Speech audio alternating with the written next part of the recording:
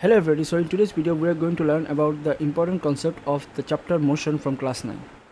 So starting with origin, it is the point with reference of which position of a body or an object can be defined. For example, the position of your school with respect to your house is 2 kilometers. Here the position of your school is defined with respect to your house.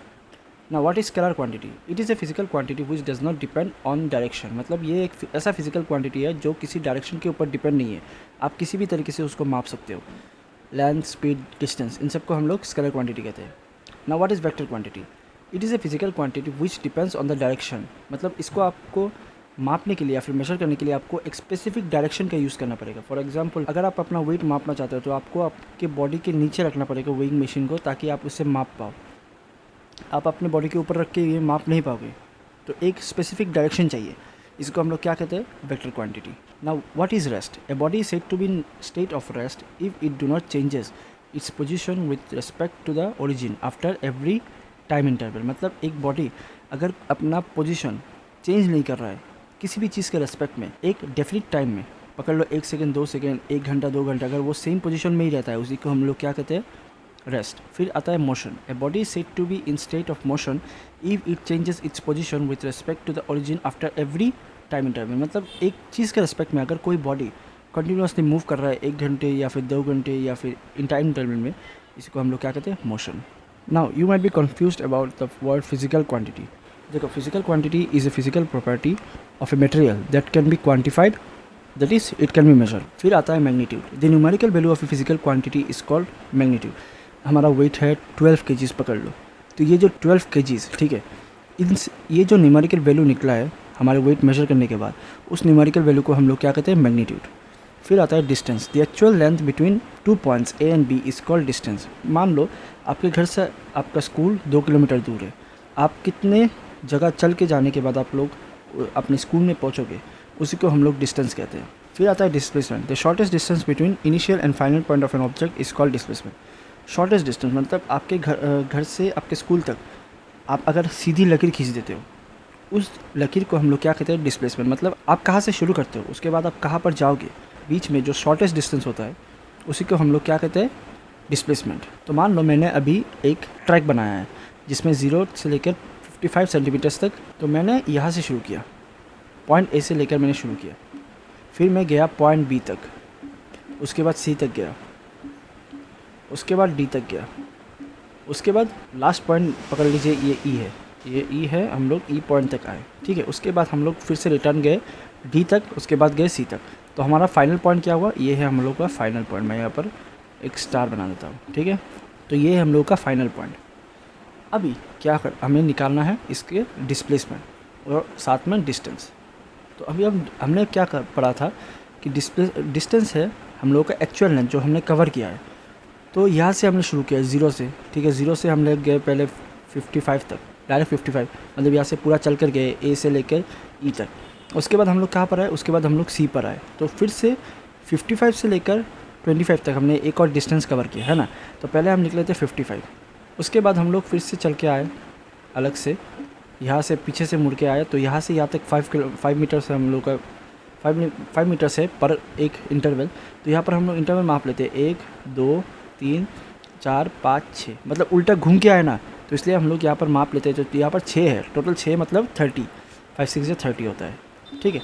तो यहाँ पर 30 हमने 30 centimetre फिर से चल के आए.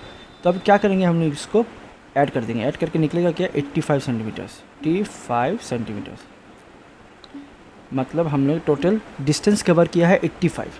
कैसे 85? मतलब पहले ए से ई तक हम लोग पहले चल के गए, उसके बाद ई से फिर से हम सी तक आए घूम के. तो हमने टोटल डिस्टेंस कवर किया कितना? 85.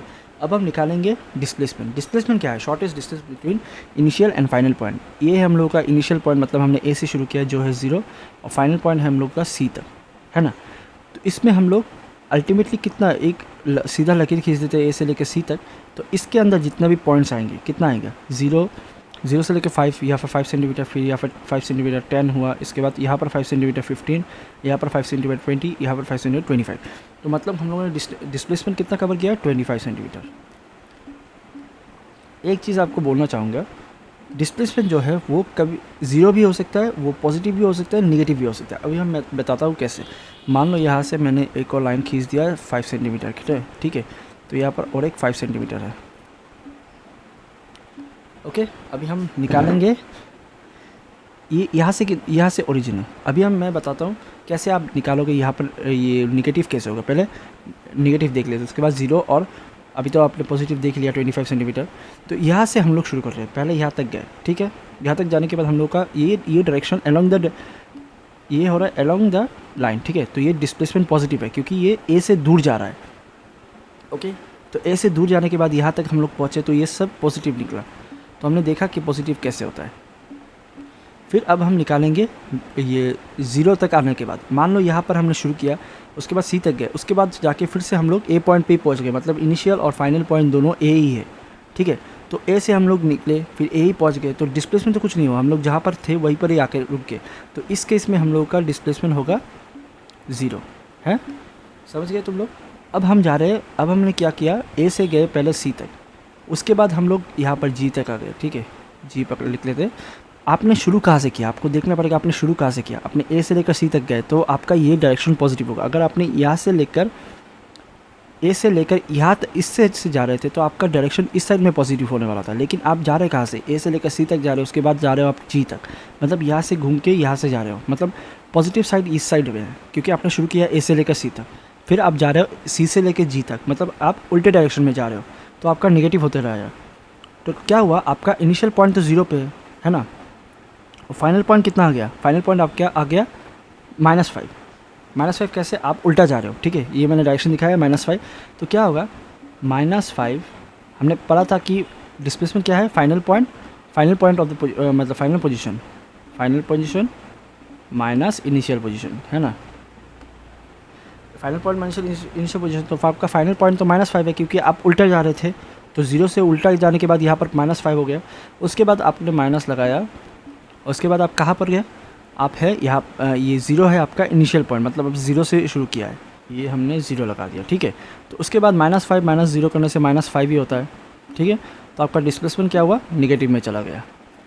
तो आई होप आपने अच्छे से समझ लिया डिस्प्लेसमेंट निगेटिव, पॉजिटिव और ये ज़ीरो भी हो सकता है। ये डिपेंड करता है आप किस साइड से जा रहे हो, कहाँ पर जा रहे हो, आपका इनिशियल और फाइनल पोजीशन किस तरफ है। तो ये इनिशियल पॉइंट हमने कुछ डिफाइन किया है जो है स्टार्टिंग पॉइंट, फिर फाइनल पॉइंट हमने लिखा है ending point. If a body covers equal distance in equal interval of time, मतलब एक बॉडी अगर इक्वल डिस्टेंस कवर कर रहा है, 1 किलोमीटर 1 घंटे में, फिर दूसरा फिर और 1 किलोमीटर 1 और घंटे में, और फिर 1 और किलोमीटर 1 और घंटे में, तो वो क्या हो रहा है, 1 किलोमीटर हर घंटे में कवर कर रहा है। तो उसको हम क्या कहेंगे, यूनिफॉर्म मोशन, क्योंकि वो इक्वल इंटरवल में इक्वल डिस्टेंस कवर कर रहा है।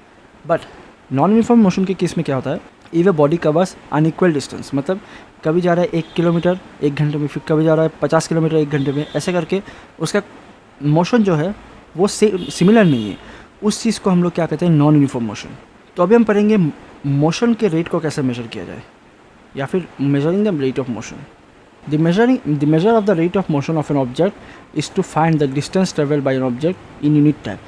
तो रेट ऑफ मोशन क्या होता है, measuring the rate of motion मतलब हमें निकालना है कितना डिस्टेंस एक बॉडी ट्रेवल कर रहा है एक यूनिट टाइम में, मतलब 1 मिनट में, 1 घंटे में, 1 घंटे में, 1 मिनट में, 1 सेकंड में, कितना डिस्टेंस एक बॉडी ट्रेवल कर रहा है, उसी को हम लोग कहते हैं स्पीड। तो ऐसा unit of speed is metre per second, मतलब स्पीड का जो स्टैंडर्ड यूनिट होता है जो हम साइंटिफिक कामों के लिए यूज़ करते हैं, उसी को हम कहते हैं मीटर पर सेकेंड। ये तो हमने यूनिफॉर्म मोशन के बारे में जाना है, क्योंकि यहाँ पर कितना डिस्टेंस ट्रेवल कर रहा है पर यूनिट टाइम में हम लोग लिख सकते हैं इसको। लेकिन अगर हमें जानना है नॉन यूनिफॉर्म मोशन के केस में, तब हम डिस्क्राइब करेंगे एवरेज के स्पीड में। तो हमें अगर average speed of an object निकालना है तो उसको हम क्या करेंगे, टोटल डिस्टेंस को हम डिवाइड कर देंगे टोटल टाइम से, मतलब कितना डिस्टेंस उस बॉडी ने कवर किया है और कितना टाइम लिया है, उससे अगर हम डिवाइड कर देंगे तो हम लोग को एक एवरेज सा स्पीड मिल जाएगा, जिससे हम एक मोटा मोटा अंदाज़ा लगा सकते हैं कि इस बॉडी का इतना स्पीड है। तो अभी हम पढ़ेंगे स्पीड विद डायरेक्शन। मतलब स्पीड विद डायरेक्शन मतलब क्या हुआ, वेलोसिटी। अगर स्पीड तो बेसिकली एक न्यूमेरिकल वैल्यू ही है, ठीक है, उसका कोई डायरेक्शन आप किस तरह से माप रहे हो उसका कोई सिग्निफिकेंस नहीं है। लेकिन अगर आप उसमें डायरेक्शन स्पेसिफिकली ऐड कर देते हो स्पीड के साथ, तो उसको हम कहते हैं velocity. If you specify direction of A motion along with speed, the quantity that specify both this aspect is called velocity. मतलब जिसमें आपको स्पीड भी मिल रहा है, उसके साथ उसका डायरेक्शन भी मिल रहा है, उसको हम क्या कहते हैं, वेलोसिटी। अब वेलोसिटी हम लोगों को क्यों चाहिए? वेलोसिटी हम लोगों को ये एक्सेलरेशन वगैरह निकालने के लिए चाहिए, कितना बॉडी एक्सेलरेट हो रहा है, कितना स्पीड से जा रहा है, कितना तेज़ी से जा रहा है। तो वेलोसिटी क्या है? Velocity is the speed of an object moving in A definite direction. मतलब क्या है? वेलोसिटी इज़ द स्पीड, मतलब एक बॉडी का जितना स्पीड है वो किस डायरेक्शन में जा रहा है, वो अगर हम निकालते हैं उस डायरेक्शन के साथ, तो उसको हम क्या कहते हैं, velocity. It is a variable और uniform, it can be variable और यूनिफॉर्म। मतलब ये in case the velocity of an object is changing with uniform rate, then the average velocity is given by arithmetic mean of initial and final velocity for a given period of time। तो अगर किसी object uniform speed से ही जा रहा है, ठीक है, uniform rate से मूव कर रहा है, यूनिफॉर्म रेट से मूव कर रहा है, तो उसका जो एवरेज वेलोसिटी होगा वो होगा इनिशियल जो वेलोसिटी है और फाइनल जो वेलोसिटी है, उस दोनों को हम लोग उन दोनों का एरिथमेटिक मीन अगर ले लेते हैं तो हम लोग को मिल जाए उसका average velocity. For example that is average velocity is equal to initial velocity plus final velocity divided by 2। ठीक है, तो ये है हम लोगों का एवरेज वेलोसिटी। अब स्पीड और वेलोसिटी का दोनों का यूनिट सेम ही है, that is metre per second square. Okay, अब हम पढ़ेंगे एक्सेलरेशन के बारे में या फिर rate of change of velocity. मतलब in case of non uniform motion velocity varies with time. जब नॉन यूनिफॉर्म मोशन होता है, अब तो पहले तो हमने पढ़ा यूनिफॉर्म मोशन के बारे में, जो जिस पे हम लोग निकालते हैं क्या, एवरेज वेलोसिटी।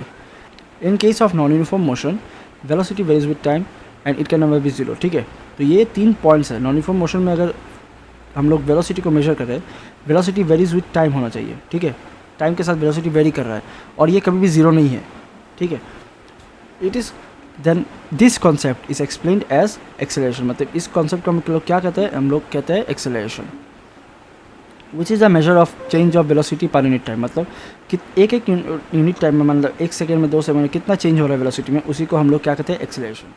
तो अभी हम पकड़ लेते हैं ये निकालना कैसे है। तो मान लीजिए चेंज इन वेलोसिटी, मतलब कुछ तो एक इनिशियल वेलोसिटी होगा जिससे साथ वो मूव कर रहा है, उसके बाद उसे चेंज किया है, तो हम लोग यू पकड़ लेते हैं उसको इनिशियल वेलोसिटी। ठीक है, और वी को हम पकड़ लेते हैं फाइनल वेलोसिटी, और T is the time taken. ठीक है, टाइम कितना चाहिए मूव करने के लिए, 1 सेकेंड में पकड़ा या 2 सेकेंड में पकड़ा है। ठीक है, मतलब यू से वी तक जाने के लिए 2 किलोमीटर पर आवर से 5 किलोमीटर पर आवर तक जाने के लिए कितना समय लगा, उसको हम ले लिया।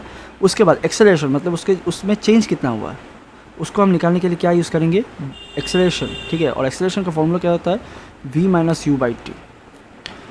This kind of motion is called accelerated motion. मतलब इस टाइप के मोशन को हम लोग क्या कहते हैं, एक्सेलरेटेड मोशन। एक्सेलरेशन को हम पॉजिटिव तभी लेंगे अगर वो जा रहा है वेलोसिटी की तरफ। मतलब एक बॉडी इस तरह से मूव कर रहा है, इस साइड में हम लोग लेंगे पॉजिटिव और इस वाले डायरेक्शन का हम लेंगे नेगेटिव। समझ गए? और इसका जो एसआई यूनिट होता है, उसका एसआई यूनिट है metre per second square. If the object is traveling in a straight line, its velocity increases or decreases by equal amount in equal interval of time, then this acceleration is known as uniform acceleration। अगर कोई body एक straight line में move कर रहा है, ठीक है, और इसका जो वेलोसिटी वो इंक्रीज़ कर रहा है या फिर डिक्रीज़ कर रहा है इक्वल अमाउंट में। अब हम पढ़ेंगे ग्राफिकल रिप्रेजेंटेशन ऑफ मोशन। तो ग्राफिकली हम लोग कैसे इस मोशन को डिफाइन कर पाएंगे। सबसे पहले आता है डिस्टेंस टाइम ग्राफ। मतलब डिस्टेंस टाइम ग्राफ यूज़ करके हम लोग स्पीड निकाल सकते हैं। ठीक है, तो डिस्टेंस टाइम ग्राफ में क्या होता है, डिस्टेंस जैसे कि आप देख रहे हैं डिस्टेंस और टाइम, तो डिस्टेंस में हम लोग यूज़ करेंगे वाई एक्सिस में, और एक्स एक्सिस में हम लोग यूज़ करेंगे टाइम। अब मान लीजिए ये हम लोगों ने प्लॉट किया कि अभी 1 घंटे में, मान लीजिए ये 1 घंटा है और ये 10 किलोमीटर गया है, फिर उसके बाद 2 घंटे में ये गया है 20 किलोमीटर। ऐसे करके हमने एक डॉट बनाया, उसके बाद हमने लाइन खींचाई यहाँ से यहाँ तक। ठीक है, अब हमने आपको दे दिया एक टाइम, पकड़ लीजिए T1 is equal to 10 seconds और 10 आवर्स, और T2 is equal to 20 hours, और डिस्टेंस है आपका T1 S1 में, मतलब T1 में वो डिस्टेंस गया है 10 किलोमीटर, उसके बाद T2 में मतलब 20 घंटे में वो गया 20 किलोमीटर। ठीक है, यहाँ पर मैं लिख देता हूँ, ये हम लोग का 10, ओके, और यहाँ पर हम लोग का है 20, और इसमें हमने दिया है 1 आवर, और इसमें हमने दिया है 2 आवर। ठीक है, अब हम निकालेंगे कैसे इसमें, इस वाले एरिया में कितना चेंज हुआ। तो ये है 1 आवर 2 आवर, टाइम तो दे दिया है, किलोमीटर्स मतलब डिस्टेंस भी दे दिया है। अब हम यूज़ करेंगे इस वाले फॉर्मूला को। तो ग्राफ लेने से हम लोगों का क्या फ़ायदा होता है, हम लोग इसका वेलोसिटी निकाल पाएंगे आराम से, कितना चेंज हुआ। तो change in velocity is equal to S2 minus S1, मतलब highest minus lowest final distance minus initial distance divided by final time minus initial time, ठीक है।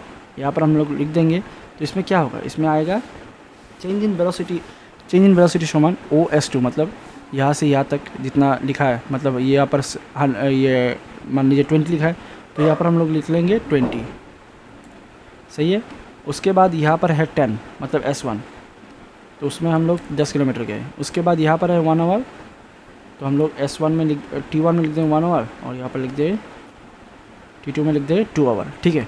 तो अभी हम इसको सिंप्लीफाई करेंगे, मतलब 20 - 10 कितना हुआ 10, और 2 - 1 कितना हुआ 1, तो निकला कितना, ये टोटल चेंज इन वेलोसिटी कितना हुआ 10 metre per second, sorry 10 kilometre per hour, ठीक है, क्योंकि हमने ऊपर 10 किलोमीटर पर आवर पकड़ा था।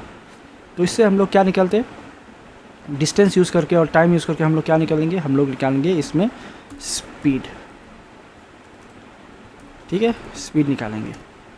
Distance time graph for non uniform motion, ठीक है। और ये जो आप देख रहे हो ये distance time graph for non uniform motion, मतलब उसका कोई, ये कभी 10 किलोमीटर जा रहा है 1 घंटे में, कभी जा रहा है 5 किलोमीटर, फिर 15 किलोमीटर गया 1 घंटे में, ऐसे कर करके ये जा रहा है। तो इसमें क्या हो रहा है, इसमें कोई स्ट्रेट लाइन नहीं बन रहा, ठीक है। सिंस इसमें कोई स्ट्रेट लाइन नहीं बन रहा, मतलब ये इंडिकेट करता है कि ये एक नॉन यूनिफॉर्म मोशन है, मतलब उसमें कोई यूनिफॉर्मिटी नहीं है, वो कभी बढ़ रहा है कभी घट रहा है, वो डिपेंड बिना बात के, मतलब डिस्टेंस जितना बढ़ रहा है उसके साथ वो टाइम इक्वली नहीं बढ़ रहा है, सॉरी टाइम के साथ डिस्टेंस इक्वली नहीं बढ़ रहा है, कभी ज़्यादा बढ़ रहा है कभी कम बढ़ रहा है, इस तरह से जा रहा है। तो इस टाइप के मोशन को हम लोग क्या कहते हैं, इस टाइप के मोशन को हम लोग कहते हैं नॉन यूनिफॉर्म मोशन। अभी हम आते हैं velocity time graphs. The variation of velocity with time for an object moving in straight line can be represented by velocity time graph, मतलब अगर कोई बॉडी एक स्ट्रेट लाइन मूव कर रहा है, उसका वेलोसिटी हर वक्त वेरी कर रहा है, कभी वो घट रहा है कभी बढ़ रहा है, ठीक है, for an object with respect to time, मतलब एक लिमिटेड टाइम फ्रेम में वो चेंज हो रहा है, तो उसको हम क्या कहते हैं, वेलोसिटी टाइम ग्राफ। तो अभी मेरे पास है सामने 4 वेलोसिटी टाइम ग्राफ्स, जिसको हम आपको डिफाइन करेंगे। तो ये जो आप देख पा रहे हो ये है नो एक्सेलरेशन, ठीक है, इसमें कोई एक्सेलरेशन नहीं है, मतलब यूनिफॉर्म मोशन में है। ये जो ये वेलोसिटी का एक्सिस है और ये टाइम का एक्सिस है, इसमें जो है ये जो आप देख पा रहे हो ये स्टडी एक ही वेलोसिटी में चल रहा है, मतलब इसमें कोई चेंजेस नहीं हो रहा है। तो इसमें कोई एक्सेलरेशन तो हो नहीं रहा, लेकिन वो यूनिफॉर्मली चल रहा है, एक ही वेलोसिटी मेंटेन करके वो चल रहा है। ये क्या हमें इंफॉर्मेशन देता है कि ये बॉडी एक यूनिफॉर्म मोशन में चल रहा है, लेकिन उसमें कोई एक्सेलरेशन नहीं है। अभी इसको हम देखते हैं, ये वाला ग्राफ क्या कहता है हमें, ये वाला ग्राफ हमें ये कह रहा है कि ये body with time, with respect to time, equal interval में उसका जो वेलोसिटी है वो इंक्रीज़ कर रहा है। तो ये हम लोगों को एक्सेलरेशन के बारे में बताता है। ये एक एक्सेलरेटेड मोशन है और ये चेंज हो रहा है, चेंज इन वेलोसिटी मतलब ही है एक्सेलरेशन, ठीक है, और ये बढ़ते जा रहा है, ये है एक यूनिफॉर्म एक्सेलरेशन। ये धीरे धीरे करके एक एक टाइम में एक एक सेम पावर, मतलब सेम वेलोसिटी चेंज हो रहा है। यहाँ पर 10 हुआ तो यहाँ पर 10 किलोमीटर पर सेकेंड वेलोसिटी और बढ़ा, यहाँ पर और 10 मीटर पर सेकेंड बढ़ा, ऐसे करके ये चेंज हो रहा है। तो ये एक्सेलरेटेड मोशन है और ये यूनिफॉर्म एक्सेलरेशन है। अभी आते हैं इसमें, ये है ये डिक्रीजिंग एक्सेलरेशन या फिर डी एक्सेलरेशन का ग्राफ, मतलब कैसे, तो मान ये है हम लोग का वेलोसिटी। तो इसमें हम लोगों ने देखा कि इनिशियल वेलोसिटी जो था वो मान लीजिए 10 किलोमीटर्स पर आवर, ठीक है, और ये 10 किलोमीटर्स पर आवर, और ये आते आते 0 पे आ गया, मतलब 10 से 0 तक आया, मतलब वो घट रहा है विथ एवरी टाइम। यहाँ पर 1 घंटे में इतना गया, उसके बाद 1 घंटे में इतना गया, तो विथ टाइम ये क्या हो रहा है, वेलोसिटी डिक्रीज़ हो रहा है। तो ये एक डिक्रीजिंग वेलोसिटी ग्राफ है, मतलब क्या बोल रहा है हमें, ये एक डी एक्सेलरेशन ग्राफ है। चेंज तो हो रहा है लेकिन वो गिर रहा है, डिक्रीजिंग। ये यूनिफॉर्म है लेकिन उसका ग्राफ जो है वो डिक्रीजिंग एक्सेलरेशन दिखा रहा है। तो इसको हम लोग क्या कहेंगे, डी एक्सेलरेशन। इसको हम क्या करें, एक्सेलरेशन, मतलब ये बढ़ रहा है, और एक्सेलरेशन जब घटता है तो उसको हम कहते हैं डी एक्सेलरेशन। एंड फाइनली हम लोगों के पास एक लास्ट ग्राफ है जो है नॉन यूनिफॉर्म एक्सेलरेशन को दर्शाता है। मतलब कैसे, यहाँ पर देखो वेलोसिटी कभी बढ़ रहा है फिर घट रहा है, फिर बढ़ रहा है फिर घट रहा है, फिर बढ़ रहा है फिर घट रहा है। इस तरह के एक ग्राफ को हम लोग कहते हैं नॉन यूनिफॉर्म एक्सेलरेशन। मतलब इसका चेंज तो हो रहा है लेकिन वो यूनिफॉर्म नहीं है, वो कभी बढ़ रहा है कभी घट रहा है, ठीक है। सो नाउ अभी हम डिराइव करेंगे graphically equation for velocity time relation. So यहाँ पर जैसे कि आप सभी देख पा रहे हो, यहाँ पर बॉडी, मतलब जो हमने बॉडी कंसीडर किया है उसमें इनिशियल कुछ वेलोसिटी से जो है that is u is not equal to 0। और ये इंक्रीज़ करते करते हम लोग को मिला vc जो है final velocity final velocity vc। ना अभी हमने क्या किया, ये जो ग्राफिकली हमने डिराइव करा है u से लेकर b तक, तो उसमें हमने एक परपेंडिकुलर ड्रॉ किया है ई वी और बी सी। ठीक है, B C is the final so तो हमने ड्रॉ किया है दो परपेंडिकुलर लाइन वी सी और वी ई। ठीक है, और ए डी है परपेंडिकुलर लाइन इस पे बी सी के ऊपर। So the final velocity is given by V C, हमने ऊपर पढ़ा था। अभी हम क्या करेंगे, तो हमें यहाँ से क्या मिला, ओ ए हम लोगों का इनिशियल वेलोसिटी यू और बी सी जो है वो हमारा फाइनल वेलोसिटी है वी और टाइम है हम लोग का टी। तो इससे हमें क्या मालूम पड़ता है, अभी हमें निकालना है कि increase in velocity, change in velocity, right. Change in velocity निकालने के लिए हम लोग को क्या चाहिए, वी डी, है ना। तो वी डी के लिए हम लोग क्या, अभी यहाँ पर देखो एक चीज़, ओ सी जो है ओ सी और A D equal in length है, तो हम लोग ए डी की जगह ओ सी भी लिख सकते हैं, है ना। और यहाँ पर क्या है, यहाँ पर है हम लोग का वी डी की जगह पर हम लोग क्या लिख सकते हैं, V C minus D C, है ना। और डी सी के ओ ए के बराबर है, तो हम लोग डी सी की जगह पर ओ ए लिख सकते हैं, और डी सी पकड़ लो या सी डी पकड़ लो। जो यहाँ पर हमने लिखा है V D is equal to B C minus C D, है ना। तो यहाँ पर ये देखो B C minus C D मतलब ये चेंज इन जो वेलोसिटी आया है वो हमें इससे मिल जाएगा, V D is equal to B C minus C D.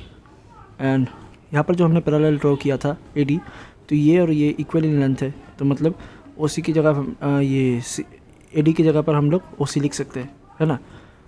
तो हम लोग क्या लिखेंगे, तो यहाँ पर ये डी सी की जगह पर हम लोग ओ ए लिख सकते हैं क्योंकि ये दोनों इक्वल इन लेंथ है। तो हम लिख लेंगे यहाँ पर V C is equal to V, ये पूरा V C is equal to V, और डी सी इजगल टू या फिर C D is equal to U, है ना। तो ओ ए की जगह पर हम लोग लिखा क्या, यू। और एक्सेलेरेशन, ये एक्सेलेरेशन जो है, तो हम लोग को पता है एक्सेलेरेशन किसे कहते हैं, acceleration is equal to rate of change of velocity by time taken. तो rate of change of velocity क्या है, वी डी है। तो वी डी का हम लोग को वैल्यू क्या मिला, वी डी का हम लोग को वैल्यू मिला है वी माइनस यू, है ना। और साथ में ए की जगह हमने लिख दिया यह वी माइनस यू, और ए डी क्या है, ए डी है ये वाला। तो ए डी हम लोग को क्या पता है, O C is equal to A D because they are equal in length, और ये एक रेक्टेंगल के जैसे दिख रहा है, तो इसका ऑपोजिट एंड इक्वल ही होगा। तो इक्वल, सिंस इट्स इक्वल, तो हम लोग यहाँ पर लिख सकते हैं, हाँ, ए डी समान इक्वल टू ओ सी, सही है। ओ सी लिख लिया है, तो ओ सी की जगह हम लोग क्या लिख रहे हैं, यहाँ से आया। सिंस हम लोग को टाइम निकालना, टाइम क्या है, टाइम लोग हमारा टाइम है क्या, ओ सी, तो टी। तो यहाँ पर ओ सी के जगह पर हमने टी लिख लिया है, सॉरी ए डी की जगह पर टी लिखा है। तो इसके बाद हमने क्रॉस मल्टीप्लाई किया है इससे इसको, जिससे हम लोगों को मिला 80, है ना। और v माइनस यू है, तो u को हम इस तरफ ले आए, तो मिला क्या, u V is equal to U plus 80। अभी हम निकालेंगे s is equal to U T plus half A T square. तो इसका निकालने के लिए हमें चाहिए, हम लोग कंसिडर करेंगे distance travel by the body covered by the body is s, ठीक है। और टाइम लिया है हम लोग को t मिला है, और the distance covered by area, तो ये जो एरिया है अगर हम इसको निकाल लेंगे, ये जो पूरा एरिया है अगर हम इसको पूरी तरह से निकाल लेते हैं, तो ये वाला हम लोगों को दे देगा हम लोगों ने कितना डिस्टेंस ट्रेवल किया है। तो उसके लिए हम लोगों को पता है एस इक्वल टू, ये एक ट्रेपेजियम के ये एक ट्रेपेजियम जैसा लग रहा है, तो हम लोग यूज़ करेंगे ट्रेपेजियम का फॉर्मूला। तो ट्रेपेजियम का फॉर्मूला क्या है, S equal to area of triangle plus area of rectangle. तो ट्रेपेजियम मतलब इस वाले को अगर हम पार्ट दे दो हिस्सों में, तो ये वाला हो जाएगा ट्राइंगल और ये वाला हो जाएगा हम लोग का रेक्टेंगल, ठीक है। तो रेक्टेंगल की जगह पर हम लोग, ट्राइंगल की जगह पर हम लोगों ने लिखा half is to A D in cross B D. तो A D cross B D कैसे, ये है ए डी, इसका बेस हम लोगों को पता है। ट्राइंगल का फॉर्मूला क्या है एरिया का, half into base into height. तो ये हम लोगों का हाफ बेस है, ये हाइट है। तो half into A D into B D आया, plus O A into O C, plus O A into O C मतलब एरिया ऑफ रेक्टेंगल। तो ये है उसका ब्रेथ और ये इसका लेंथ, ये इन दोनों का मल्टीप्लाई करें तो यू टी मिलेगा। तो यहाँ पर हम लोग को क्या मिल रहा है, ए डी समान इज इक्वल टू टी होता है यू आर, और ये ओ ए समान यू, और बी डी समान ए टी, है ना। बी डी समान B D is equal to A T कैसे है, तो ये जो हमने निकाला था यहाँ से, ये जो कहा गया इससे, B D is equal to क्या है, टी है। ये वाला पार्ट में बताओ, बी डी जैसा है वैसा रख दो। ए डी क्या है, यदि हम लोग का टाइम है तो इसको मल्टीप्लाई करेंगे, तो क्रॉस मल्टीप्लाई करने से क्या होगा, B D is equal to A T, है ना। तो इसमें हम लोग निकालेंगे, यहाँ पर बिठा देंगे बी डी बी डी की जगह पर ए टी लिख देंगे, और ये बी डी की जगह पर हमने लिखा है ए डी, और ए डी इक्वल टू कितना है टी, और साथ में ओ ए कितना है यू, मतलब इनिशियल वेलोसिटी था, और टी क्या है हम लोग का, टी है हम लोग का टाइम, मतलब ये A D is equal to time है, या फिर ओ सी पकड़ लो, ओ सी या फिर ए डी दोनों ही टाइम है, तो हम लोगों ने यहाँ पर लिखा, तो इज इक्वल टू कितना हुआ you T plus half A T square, ये आ गया हम लोग का दूसरा वाला इक्वेशन। अब बारी है तीसरे वाले इक्वेशन। तो पहले वाले हमने लिखा था S equal distance travel by body, मतलब हम लोग को दो इक्वेशन मिल चुका है, S equal to U T plus half A T square, और दूसरा है V equal to U plus A T. अभी हम निकालेंगे पोजीशन वेलोसिटी रिलेशन, ठीक है। तो पोजीशन वेलोसिटी रिलेशन निकालने के लिए हमें यहाँ पर मेनली क्या है, वेलोसिटीज़ होंगे और पोजीशन होगा, ठीक है। तो पोजीशन के लिए हमने लिखा है एस हमें चाहिए, टाइम तो चाहिए होगा, तो हम लोग डायरेक्ट उसमें ट्रेपेजियम वाला फॉर्मूला, तो ये वाला दोनों का जो अपोजिट साइड है उसका लेंथ को हम सम करके उसको अगर उसके परपेंडिकुलर लेंथ से, परपेंडिकुलर मतलब ये हाइट वाला, इससे हम मल्टीप्लाई करके अगर डिवाइड कर दें तो हमें ट्रेपेजियम का एरिया मिल जाएगा। मतलब ओ ए हम लोग का पता है, ओ ए यू है, और ये वी सी क्या है, वी सी हम लोग का फाइनल वेलोसिटी, ये पूरा वाला वी सी। तो यहाँ पर वी प्लस यू लिखा है हमने इंटू टी, टी मतलब क्या है, ये टाइम है ना, टाइम वाला एक्सिस पे है ये, तो टी लिखा है हमने, और डिवाइडेड बाई 2। तो टी को हम लोग क्या लिख सकते हैं, V equal to U plus A T लिख सकते हैं ना, वी इक्वल टू ये पर यहाँ पर लिखा हुआ है यू प्लस ए टी। तो टी समान क्या हुआ, ये यू वी माइनस यू हुआ उस साइड जाके, और ये ए जो है ए से हमने डिवाइड कर दिया, तो मिलता हमें वी माइनस यू बाई ए। तो यहाँ पर वी माइनस यू लिखा है हमने, उसके बाद डिवाइडेड बाई ट्वाइस से, और इससे हमें क्या मिला, S equal to U V square minus U square by twice A S. तो इससे हमें क्या मिला, two A S equal to V square minus U square. तो ये हमारा प्रूव्ड हो गया। ओके, अभी हम पढ़ेंगे circular motion. If a body is moving with a constant with a velocity of constant magnitude, मतलब उसका जो वेलोसिटी है वो कांस्टेंट है along a circular path, the only change in velocity is due to the change in direction. और जो velocity में change होता है वो सिर्फ डायरेक्शन की वजह से ही होता है। तो उस टाइप के मोशन को हम लोग क्या कहेंगे, सर्कुलर मोशन। तो इसके यहाँ पर जो वेलोसिटी होगा, फाइनल वेलोसिटी या फिर इनिशियल वेलोसिटी, उसको हम कैसे निकालेंगे। सर्कमफ्रेंस ऑफ द सर्कल हमें पता है ट्वाइस पाई आर है, ये वाला ट्वाइस पाई आर है ना, और उसमें जो चेंज हो रहा है टाइम, जो वेलोसिटी में जो चेंज हो रहा है उसके मापने के लिए हमें एक टाइम चाहिए, है ना। एक टाइम के इंटरवल में ही हो सकता है ये, तो उसको हमने ले लिया टी। और ये कितने टाइम चाहिए उसको बॉडी को डाउन करने के लिए, ठीक है। एक पूरा सर्कल मारने के लिए बॉडी को कितना समय चाहिए, ठीक है, उसको हम लोग ले लेते टी। तो देयरफॉर वेलोसिटी कितना होगा, वेलोसिटी हम लोग का होगा v is equal to twice pi R by T. ये मतलब सर्कमफ्रेंस डिवाइडेड बाई टाइम करने से हम लोगों को मिल जाएगा इसमें चेंज इन वेलोसिटी कितना हो रहा है, ठीक है। मतलब v हम लोग फाइनल वेलोसिटी वाला हम लोगों को मिल जाएगा। When the object is moving along a circular path with uniform speed, मतलब अगर कोई ऑब्जेक्ट इस सर्कुलर पाथ में यूनिफॉर्म स्पीड से मूव कर रहा है तो हम लोग उसको क्या करेंगे, uniform circular motion. The best example is moon around the sun. Moon एक ही स्पीड में पूरा अर्थ के अराउंड मूव। तो इसी के साथ इस चैप्टर को हम लोग यहीं पर समाप्त करते हैं। मैं मिलता हूँ आपसे एक और नए वीडियो में। Until then, good bye.